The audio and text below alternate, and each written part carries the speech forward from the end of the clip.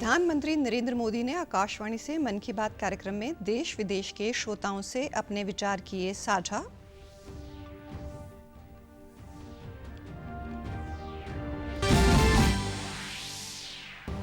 प्रधानमंत्री ने मन की बात में भिवानी के दुल्हेड़ी गांव से स्वच्छता अभियान से जुड़े युवाओं की प्रशंसा की। मुख्यमंत्री ने करनाल में आमजन के साथ सुना कार्यक्रम। मुख्यमंत्री ने करनाल में सामाजिक संस्था द्वारा रक्तदान पर आयोजित राष्ट्रीय सम्मेलन में की शिरकत। कहा, रक्तदान से बचा सकते हैं कई लोगों का जीवन।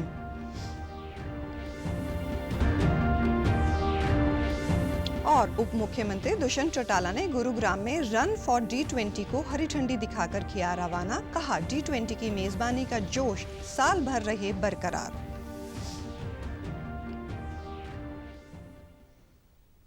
नमस्कार, मैं हूं शैली तनेजा। अब समाचार विस्तार से। प्रधानमंत्री नरेंद्र मोदी ने आकाशवाणी से मन की बात कार्यक्रम में देश विदेश के श्रोताओं के साथ अपने विचार साझा किए। प्रधानमंत्री ने कार्यक्रम में प्रदेश के भिवानी जिले के दुल्हेड़ी गांव के सफाई अभियान की चर्चा की, जिसमें ग्रामीणों ने भिवानी शहर को स्वच्छता में अनुकरणीय शहर बनाने के लिए युवा स्वच्छता एवं जन सेवा समिति का गठन किया है। इससे जुड़े युवा सुबह 4 बजे ही भिवानी पहुंचकर शहर में अलग अलग स्थानों पर सफाई अभियान चलाते थे। प्रधानमंत्री ने इस बात पर संतोष व्यक्त किया कि समिति से जुड़े युवा अब तक शहर से कई टन कचरा साफ कर चुके हैं। उन्होंने तय किया हमें भिवानी शहर को स्वच्छता के मामले में एक मिसाल बनाना है। उन्होंने युवा स्वच्छता एवं जन सेवा समिति नाम से एक संगठन बनाया। इस समिति से जुड़े युवा सुबह 4 बजे भिवानी पहुंच जाते हैं। शहर के अलग अलग स्थलों पर ये मिलकर सफाई अभियान चलाते हैं। ये लोग अब तक शहर के अलग अलग इलाकों से कई टन कूड़ा साफ कर चुके हैं। प्रधानमंत्री ने मन की बात कार्यक्रम का उल्लेख करते हुए कहा कि ये कार्यक्रम संस्कृति के संरक्षण और जन भागीदारी में अहम भूमिका निभा रहा है। साथ ही प्रधानमंत्री ने कहा, डिजिटल इंडिया के जरिए क्रांतिकारी बदलाव आ रहे हैं और इसकी ताकत कोने कोने में दिखाई दे रही है। उन्होंने कहा कि ई-संजीवनी के जरिए टेली कंसल्टेशन करने वालों की संख्या 10 करोड़ को पार कर गई है। देशभक्ति पर गीत, लोरी और रंगोली इससे जुड़ी थी। मुझे ये बताते हुए खुशी है, देश भर के 700 से अधिक जिलों के 5 लाख से अधिक लोगों ने बढ़ चढ़ करके इसमें हिस्सा लिया है। बच्चे, बड़े, बुजुर्ग सभी ने इसमें बढ़ चढ़कर भागीदारी की और 20 से अधिक भाषाओं में अपनी एंट्रीज भेजी है। मेरे प्यारे देशवासियों, तेजी से आगे बढ़ते हमारे देश में डिजिटल इंडिया की ताकत कोने कोने में दिख रही है। डिजिटल इंडिया की शक्ति को घर घर पहुंचाने में अलग अलग ऐप्स की बड़ी भूमिका होती है। ऐसा ही एक ऐप है ई-संजीवनी। इस ऐप से टेली कंसल्टेशन यानी दूर बैठे वीडियो कॉन्फ्रेंस के माध्यम से डॉक्टर से अपनी बीमारी के बारे में सलाह कर सकते हैं। इस ऐप का उपयोग करके अब तक टेली कंसल्टेशंस करने वालों की संख्या 10 करोड़ के आंकड़े को पार कर गई है। प्रधानमंत्री से मन की बात कार्यक्रम में प्रशंसा सुनकर उत्साहित समिति के अध्यक्ष पवन सैनी ने बताया कि करीब 3 साल पहले उनकी संस्था ने स्वच्छता का कार्य गांव से शुरू किया था। गांव की 60 युवाओं की टीम दुल्हेड़ी, भिवानी शहर व गुरुग्राम शहर की सफाई कर चुके हैं। आजादी के अमृत महोत्सव के तहत 1 से 15 अगस्त तक उनकी समिति ने गुरुग्राम में सफाई अभियान चलाया था। आज प्रधानमंत्री के प्रोत्साहन से वे अब इस कार्य को और भी तन्मयता और तत्परता से आगे बढ़ाएंगे।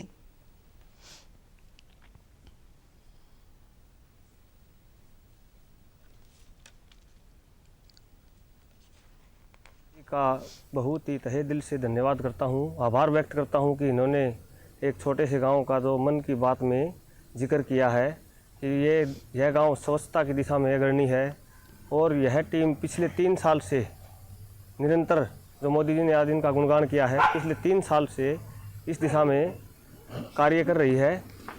और यह टीम इसके अलावा गांव में ही नहीं, गांव से बाहर भी डिस्ट्रिक्ट लेवल पर भी, जैसे हमने पीछे भिवानी में भी सफाई अभियान चलाया था, और उससे आगे हमने गुरुग्राम में भी आज़ादी के अमृत महोत्सव पर सफाई अभियान चलाया है। वहीं समिति के सदस्यों ने कहा कि प्रधानमंत्री के प्रोत्साहन से हमारी टीम का हौसला बढ़ा है। सदस्यों ने अन्य युवाओं से स्वच्छता अभियान के लिए आगे आने की अपील की। धन्यवाद करता हूं, आभार व्यक्त करता हूं जिन्होंने मेरे छोटे से गांव का नाम राष्ट्रीय स्तर पर लेकर जो गुणगान किया है, उनका हम बहुत बहुत धन्यवाद करते हैं। और रही बात सफाई की, क्योंकि हमारे गांव में साफ सफाई का जो काम हम 3 साल से लगातार करते आ रहे हैं। गांव दुल्लेड़ी के युवा साथियों द्वारा ये जो एक छोटा सा कारवां, छोटी सी शुरुआत करके बड़ा कारवां जो स्थापित किया गया, और इसके बारे में आज श्री प्रधानमंत्री नरेंद्र मोदी जी द्वारा मन की बात में इसका गुणगान किया गया, इससे आज हमारे युवाओं का हौसला बहुत अप हुआ है। वहीं विधायक घनश्याम सराफ ने कहा कि भिवानी शहर में जो सफाई में दुल्हेड़ी गांव के युवाओं ने भूमिका निभाई, उसके चलते शहर में स्वच्छता बढ़ी है। वो हमारा दुल्हेड़ी गांव के नौजवान हैं और वे शहर में जाकर रातों रात सफाई करते हैं। 4 बजे उनकी सफाई का कार्यक्रम शुरू होता है और 2-3 घंटे वे जम के सफाई करते हैं। उनकी सफाई में एक आत्मीय स्वभाव के गुण होते हैं, वे गुण देखने को मिले कि इस प्रकार से लोग यहाँ भी काम कर सकते हैं। मुख्यमंत्री मनोहर लाल आज अपने विधानसभा क्षेत्र करनाल में पहुंचे। यहां उन्होंने आम जन और नेताओं के साथ प्रधानमंत्री नरेंद्र मोदी के मन की बात कार्यक्रम को सुना। इसके बाद मीडिया से बातचीत करते हुए मुख्यमंत्री ने कहा कि प्रधानमंत्री नरेंद्र मोदी इस कार्यक्रम में हमेशा सामाजिक मुद्दों पर बात करते हैं, उन्होंने कभी कोई राजनीतिक बात नहीं की है। इस तरह के कार्यक्रम सभी के लिए काफी लाभदायक होते हैं। की बात का 98वां जो एपिसोड है वो आज चला है, और इसके साथ ही एक बहुत बड़ी लंबी श्रृंखला, जैसा बताया गया कि 1-2 महीने के बाद 100वां जो एपिसोड होगा, उसमें भी बहुत बड़ी प्रेरणादायक बातें वो करेंगे। और एक बात हम सब ध्यान करते हैं कि कभी भी इस मन की बात में उन्होंने कोई राजनीति की बात कभी नहीं की है। सामाजिक बातों को लेकर के हर बार कोई ना कोई नया विषय लोगों के सामने आया है, और मैं समझता हूँ इससे बहुत बड़ा सुधार हुआ है। लोगों को जो कि कुछ ऐसी आदतें जिनको ठीक करने की आवश्यकता थी, या कुछ नई चीज़ों को लागू करने के लिए, और इससे प्रेरणा पाकर लोगों ने किया है। केंद्रीय पर्यावरण, वन एवं जलवायु परिवर्तन मंत्री भूपेंद्र सिंह यादव ने गुरुग्राम स्थित सुल्तानपुर राष्ट्रीय उद्यान में प्रधानमंत्री नरेंद्र मोदी का मन की बात कार्यक्रम सुना। इस दौरान उनके साथ विधायक सुधीर सिंगला, उपायुक्त निशांत कुमार यादव व अन्य गणमान्य व्यक्ति भी मौजूद थे। कार्यक्रम के बाद केंद्रीय मंत्री ने राष्ट्रीय उद्यान का दौरा किया। उन्होंने जैव विविधता से समृद्ध इस खूबसूरत रामसर स्थल के संरक्षण के लिए कड़ी मेहनत कर रहे अधिकारियों और स्थानीय लोगों के साथ बातचीत की और उन्हें प्रधानमंत्री नरेंद्र मोदी के विजन अमृत धरोहर का संरक्षण से रूबरू करवाया। मुख्यमंत्री मनोहर लाल ने आज करनाल के मंगल सेन ऑडिटोरियम में सामाजिक संस्था नीफा द्वारा आयोजित स्वैच्छिक रक्तदान पर राष्ट्रीय सम्मेलन में भाग लिया। उन्होंने रक्तदाताओं को बैज लगाकर उनका उत्साहवर्धन किया। सम्मेलन में रक्तदान में अहम भूमिका निभाने वाले लोगों को राष्ट्रीय रक्त नायक अवार्ड से सम्मानित भी किया गया। इस दौरान मुख्यमंत्री ने कहा कि रक्तदान सबसे बड़ी मानव सेवा है और इससे हम कई लोगों का जीवन बचा सकते हैं। रक्तदान करने में कोई कठिनाई नहीं है और हर 3 महीने बाद कोई भी स्वस्थ व्यक्ति रक्तदान कर सकता है। रक्तदान की जो बात करते हैं, जैसा मैंने कहा है कि मानव सेवा है। हमारे जो डॉक्टर ट्रीटमेंट करते हैं तो सामान्यतः ब्लड का एक जो परामर्श होता है कि ब्लड उनको दिया जाए, तो जब ब्लड देने की बात आती है उस समय निश्चित रूप से ध्यान जाता है कि ब्लड आएगा कहां से। तो ब्लड देने वाले जो दानदाता है, ब्लड दाता है, रक्तदाता है, इनका जो ब्लड संग्रह करने का एक जो सिस्टम अपने समाज सेवी संस्थाओं के माध्यम से, चाहे रेड क्रॉस के माध्यम से, चाहे ऐसे नीफा जैसे संस्थाएं वो करती है, ये देश के अंदर बहुत बड़ी पवित्र सेवा है। इस दौरान नीफा के चेयरमैन ने कहा कि संस्था ने कोविड के कठिन समय में एक ही दिन में 1500 रक्तदान शिविर लगाकर एक रिकॉर्ड बनाया था। अब नीफा व अन्य संस्थाएं राष्ट्रीय सम्मेलन में भारत को स्वैच्छिक रक्तदान के क्षेत्र में आत्मनिर्भर बनाने के कार्य योजना पर चर्चा करेंगी। वहीं रक्तदाताओं ने कहा कि हम रक्तदान कर कई लोगों का जीवन बचा सकते हैं और रक्तदान करने से स्वस्थ शरीर में किसी भी तरह की कमजोरी नहीं आती है। वेदना अभियान के तहत 1502 शिविर एक ही दिन में ऑर्गेनाइज किए थे, जिसमें 1 लाख से ज़्यादा यूनिट जो है वो रक्त इकट्ठा हुआ था। और अब जब देश पूरा आज़ादी का अमृत महोत्सव मना रहा है, तो आज़ादी के अमृत महोत्सव में हमने आज़ादी के 75 साल पूरे होने पर 75 दिन लगातार ब्लड डोनेशन कैंप लगाए और पूरे देश में 750 रक्तदान शिविर लगाए गए। तो जिन हमारी संस्थाओं ने, निफा की शाखाओं ने ये रक्तदान शिविर लगाए थे, वो सारे यहाँ पर आ रहे हैं। लगभग 17-18 स्टेट से डेलीगेट्स यहाँ पर आ रहे हैं। उन सभी को इन 2 दिनों के अंदर सम्मानित भी किया जाएगा और साथ में भारत को हम वॉलंटरी ब्लड डोनेशन के अंदर कैसे आत्मनिर्भर बना सकते हैं, सेल्फ सफिशिएंट कैसे बना सकते हैं, उसके ऊपर जो है वो चर्चा होगी। ब्लड ਜਿਹੜਾ ਹੈ ਕੋਈ ਮਸ਼ੀਨੀ ਤੌਰ ਤੇ ਨਹੀਂ ਬਣਦਾ ਹੈਗਾ, ਇਨਸਾਨ ਦਾ ਹੀ ਇਨਸਾਨ ਨੂੰ ਬਲੱਡ ਚੜਦਾ ਹੈ ਤੇ ਜ਼ਰੂਰੀ ਹੈ ਕਿ ਬਲੱਡ ਨੂੰ ਹਮੇਸ਼ਾ ਡੋਨੇਟ ਕਰਨਾ ਚਾਹੀਦਾ। ਬੰਦੇ ਨੂੰ ਵੀ ਬਹੁਤ ਜਿਹੇ ਫਾਇਦੇ ਹੁੰਦੇ ਨੇ ਤੇ ਦੂਜੇ ਪਰਸਨ ਦੀ ਕਈ ਪਰਸਨਾਂ ਦੀ ਜਿਹੜੀ ਜਾਨ ਵੀ ਬਚਦੀ ਹੈ। ਸੋ ਇਸ ਲਈ ਬਲੱਡ ਡੋਨੇਟ ਕਰਨਾ ਬਹੁਤ ਜ਼ਰੂਰੀ ਹੈਗਾ। इसके बाद मुख्यमंत्री करनाल क्लब में आयोजित जन संवाद कार्यक्रम में पहुंचे, जहां उन्होंने अपनी समस्याएं लेकर आए लोगों से सीधा संवाद किया और उनकी अधिकतर समस्याओं का मौके पर ही निवारण किया।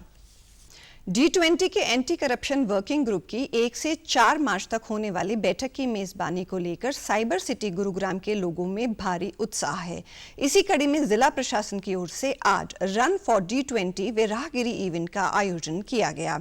उप मुख्यमंत्री दुष्यंत चौटाला ने लेजर वैली ग्राउंड से रन फॉर G20 को हरी झंडी दिखाकर रवाना किया और व्यापार केंद्र मार्ग पर आयोजित राहगिरी कार्यक्रम में भी शिरकत की।